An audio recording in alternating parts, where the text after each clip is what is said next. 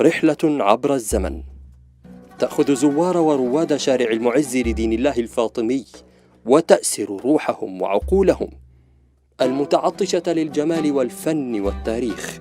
فعقب المرور جوار منطقة النحاسين وخان الخليلي والصاغة وبين القصرين والغورية والفحامين والسكرية تعود عقارب الساعة للخلف ويصبح جميعنا جزءا لا يتجزأ من ذلك الزمان. شارع المعز لدين الله الفاطمي هو من أعرق الشوارع الموجودة في القاهرة القديمة والقاهرة الحديثة أيضا. شارع المعز لدين الله هو أكبر شوارع القاهرة الفاطمية، شاهد تاريخي على أبهة الملك وعظمة القصور التي بناها الفاطميون. يعتبر عصب مدينة القاهرة منذ نشأتها، ويضم كوكبة من أجمل الآثار الإسلامية في العالم، يصل عددها إلى 29 أثراً، من حيث جمال العمارة والزخرفة ودقتها وتنوعها وضخامتها.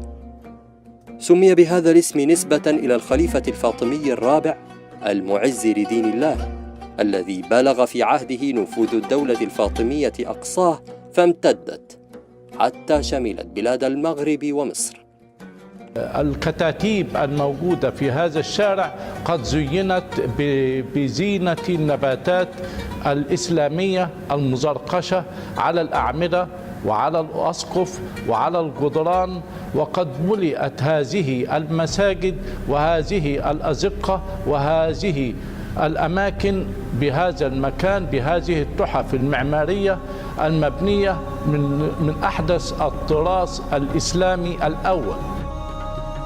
واستطاع ضم جميع البلاد الإفريقية على البحر المتوسط عدا طنجة وسبتة. أصبحت في عهده المنصورية في بلاد المغرب والقاهرة في مصر كعبة العلماء والطلاب، فعظمت دولته وتدفقت الأموال عليها وعمها الرخاء. أراد أن يؤسس لدولة مهمة جدا هي دولة الإسلام. هذه الدولة كان كيانها وتكوينها مختلف الأعراق. شارع المعز هو الشارع الرئيس الممتد من باب الفتوح مرورا بمنطقة النحاسين ثم خان الخليلي فمنطقة الصاغة، ثم يقطعه شارع جوهر القائد المسمى الآن شارع المسكي، ثم يقطعه شارع الأزهر مرورا بمنطقة الغورية والفحامين ثم زقاق المدق والسكرية لينتهي عند باب زويلة. ويعرف أيضا هذا الشارع باسم شارع الأعظم وشارع القاهرة وشارع القصبة، وهو من أهم الشوارع التاريخية في مصر والقاهرة.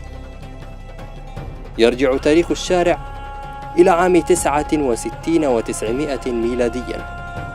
سمي بهذا الاسم نسبة إلى المعز لدين الله الخليفة الفاطمي الذي أرسل قائده جوهر الصقلي إلى مصر عام 58 و300 للهجرة الموافق 69 و900 ميلادياً، لتصبح مصر منذ ذلك الحين وحتى عام 67 و500 للهجرة الموافق 71 و100 وألف للميلاد تحت الحكم الفاطمي.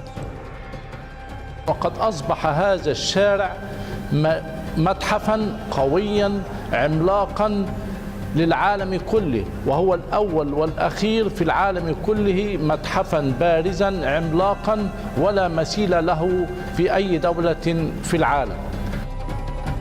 تضم منطقة النحاسين في شارع المعز سبيل الأمير عبد الرحمن كتخدا الذي يجمع في عمارته بين النمطين المصري والعثماني. أنشئ سنة 1157 للهجرة في منطقة النحاسين.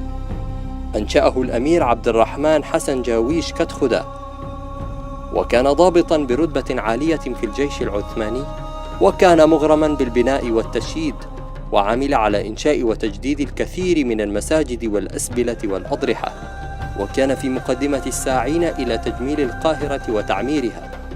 كان صاحب نفوذ عظيم، وورث عبد الرحمن ميوله الفنية هذه من أبيه، وبلغ عدد المساجد التي أنشأها وجددها 18 مسجداً يضاف إليها الزوايا والأسبلة والسقايات والأحواض والقناطر، وقد دفن بجوار باب الصعيدة بالأزهر عند بابه القبلي. وبوابة الفتوح وباب النصر اللذين تم إنشاؤهما سنة 480 للهجرة، قام جوهر الصقلي ببناء سور القاهرة، وأقام أبراجاً وبوابات لهذا السور، ومنها بوابة الفتوح وبوابة النصر من الحجر اللبن، وجاء من بعده بدر الجمالي. إذا هذه المعلومة الفعلية، وإحنا قلنا الفرق جدا بين الأقوال والأفعال بينهم شاسع جدا، فكان سيدنا محمد صلى الله عليه وسلم يعتمد على الفعل.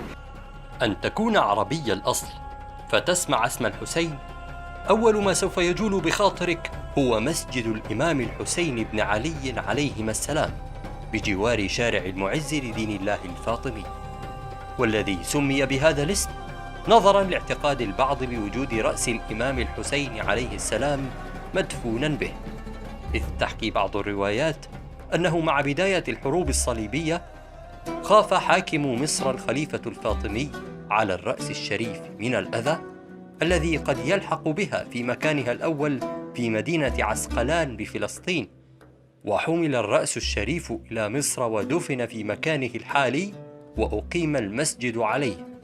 ونظراً لوجود المسجد ذي القامة والمقام سميت المنطقة المحيطة به حي الحسين. الرأس الشريف وصلت إلى مصر في عهد الدولة الفاطمية، وكان ذلك في مراسم وقعت بحدود الصالحية، ووضعت في كيس من الحرير الأخضر، وحملت على كرسي من الأبانوس، وتم ذلك في يوم 10 من جمادى الآخرة سنة 548 هجرية. في مقولات متعددة بتتكلم عن مكان الرأس الشريف. طبعا الجسد موجود في كربلاء، ومعروف المقام بتاعه أو مرقده في كربلاء، لكن الخلاف كل الخلاف في المكان الخاص برأسه. رأسه الشريف بعض الناس يقولون أنها موجودة في كربلاء مع الجسد، والبعض الآخر يتحدث عن أنها انتقلت إلى الشام حيث مقر الخلافة الأموية في هذا العصر. حي الحسين الذي ما أن تسير في شوارعه تجد فوانيس وأنوارا وأناشيد دينية تختلط بروائح العطور والبخور، وبضجيج زحام بشري هائل من مختلف الأجناس. ذكرت لنا روايات عديدة أن سيدنا الإمام الحسين رضي الله عنه وارضاه مشهده في بغداد ومشهده في كربلاء، وله مشهد في المدينة المنورة، وله مشهد في عسقلان، ولكن هذه الروايات كلها يعني لا تصل إلى حد الصحة، حيث أن المشهد الذي في المدينة المنورة مكتوب عليه هذا المشهد به السيدة فاطمة الزهراء وابنها الحسن ابن علي، ومعهم ذكر معهم أولاد من أولاد سيدنا الحسن بن علي رضي الله عنه وارضاه، ولم يذكر في وسطهم سيدنا الإمام الحسين أو رأس الإمام الحسين. لكن معروف أن جسد سيدنا الإمام الحسين بالطبع في كربلاء، حيث دفن سيدنا الإمام الحسين هناك، وشرف جسده الشريف بقعة كربلاء. لكن رأس الإمام الحسين خرجت من أو دفنت في عسقلان في بادئ الأمر، ثم لما استولى الإفرنجة على عسقلان افتداها الملك الفاطمي في مصر وقتئذ. احتفل المصريون بقدوم رأس الإمام الحسين، وخرج إليها الظاهر طلائع حافيا بقدمه، لم يلبس حذاء لاستقبال سيدنا الإمام الحسين حتى يكون في قمة التواضع وهو يستقبل هذه الرأس الشريفة، وحملوها على أكتافهم. ومما يروى أن صلاح الدين الأيوبي كان حينما احتل هذا القصر من الفاطميين يقال أنه أخذ أحد الجنود وعذبهم، ووضع على رأسه تسط ووضع فيه خنافس وحشرات، ثم بقى بضعة أيام لم يصبه شيء، لم يصب هذا الجندي شيء. فاستدعاه صلاح الدين الأيوبي وقال له: أي طلسم قرأته لتحمي نفسك من الحشرات والخنافس؟ فقال له: والله ما قرأت طلسما يحميني، ولكني ممن حمل رأس الإمام الحسين على رأسه، فأرجو أن يكون هذا من بركة رأس الإمام الحسين عليه السلام الله. لقد استقبلوا الرأس الشريف عند مشارف الحدود المصرية استقبالا حضره كل الوجهاء بما فيهم السلطان نفسه وكبار رجال الدين في هذا العصر، إلى أن وصلوا إلى الرأس الشريف، إلى المشهد الحسيني الحالي، طبعا بما يصحب ذلك من احتفالات دينية وشعبية كبيرة جدا بقدوم سبط سيد الخلق صلى الله عليه وسلم، حيث يتخذ الكل من ساحة مسجد الحسين عليه السلام ملاذا رمضانيا، إضافة لجامع الأقمر الذي أنشئ سنة 519 للهجرة. ويقع هذا الجامع بشارع المعز لدين الله الفاطمي بمنطقة النحاسين، ويرجع إنشاؤه إلى الخليفة الحاكم بأمر الله، وقد أشرف على إنشائه وزيره أبو عبد الله محمد، الذي دون اسمه مع اسم الآمر في النصوص التاريخية المنقوشة على واجهته الرئيسية. وشهد هذا الأثر العديد من أعمال التجديد، أهمها سنة 799 للهجرة، ويضم مجموعة السلطان قلاوون، وهي عبارة عن مسجد ملحق به بمارستان ومدرسة لتعليم علوم القرآن، إضافة إلى قبة وضريح دفن به الملك المنصور. ويقع هذا الأثر بشارع المعز لدين الله الفاطمي بمنطقة النحاسين.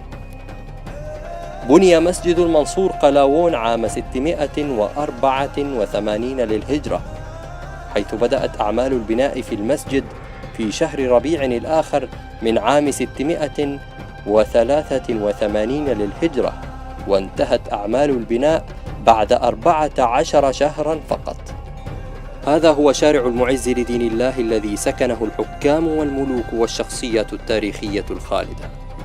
هذا هو الشارع الذي يمثل مصر الفاطمية، قاهرة المعز بكل عظمتها وأبهتها، قطعة حية